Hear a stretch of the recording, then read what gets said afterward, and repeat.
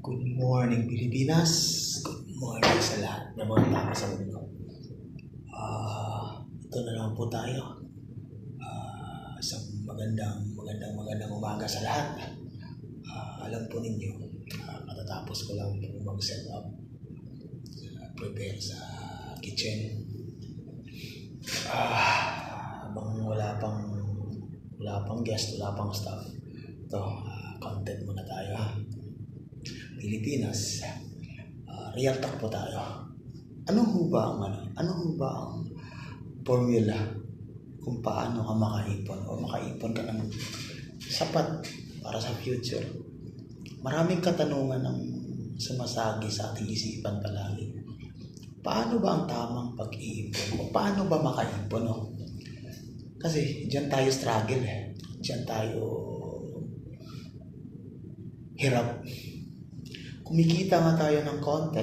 Yung iba malaki yung kinikita. Yung iba konti. Yung iba katamtaman. Ang problema naman natin is gusto nating mag-ipon pero hindi tayo makaipon. Sabi naman ng iba, by the way, Pilipinas, green tea tayo.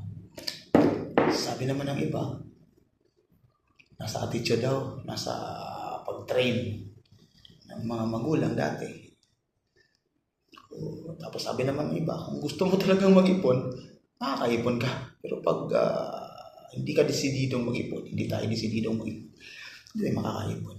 So ang tanong kasi dyan, ano ba talaga ang tamang paraan or sabi nila formula sa pag-iipon? Para sa akin kasi, siguro halos pares lang tayo ng idea about dyan. Kumikita ka ng minimum wage. Anong minimum wage ngayon sa NCR? Hindi na ako updated. Kumikita ka ng minimum wage earner tayo. Ikaw. Tapos, dyan pa, lalo na sa Pilipinas ka, dyan pa kukunin lahat. Transpo. Kung wala kang bahay, renta ng bahay. May pamilya, may anak ka. Mahirap, diba? Tapos, gastos ka pa tuwing sahod. Gastos ka ng gastos. So, mahirap, no? Mahirap talaga mag-ipon. So, sabi nila, kung kumikita ka, dapat yung gagastusin mo is mas maliit kaysa kinikita mo. Mahirap makaipon pag ganito lang yung kita mo, tapos gagastos ka ng above sa kita mo. Negative ka, kakautang ka pa. Di pa tapos yung katatapos lang ng sahuran. 3 days after, wala ka ng pera. Di po ba? Yan yung kalimitang nangyayari. Sabi kasi nila, kung kumikita ka, siguraduhin mong nakalista lahat ng mga expenses mo para ma-monitor yung expenses mo against sa income, monthly income. Tsaka hindi kailangan gastos ng gastos. Dapat sa mga kitang ganyan na minimum wage earner tayo, dapat yung mga basic needs lang dapat kasi kahit paunti-unti may ipon ka, may ipon din. Kakaroon ka ng puhunan kung sa may mga plano kang negosyo. Totoo naman kasi, nasa attitude din ng tao. Huwag nating pangarapin, huwag nating abutin ang hindi pa kaya sa ngayon.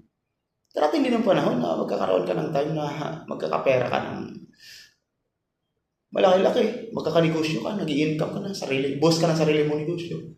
Pwede ka nang gumastos, pwede na tayong gumastos sa gusto natin. Ay, yung mga businessman nga hanggat businessman pa sila, ano din yung kanilang gastusin. Pigil din, nakabudget din.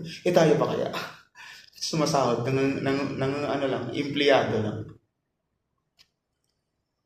So, anong punto ko? Gastos ka, maliit kumpara sa kinikita mo. Huwag kang gumastos ng mas malaki pa sa kinikita. Real talk. See you next video, Pilipinas.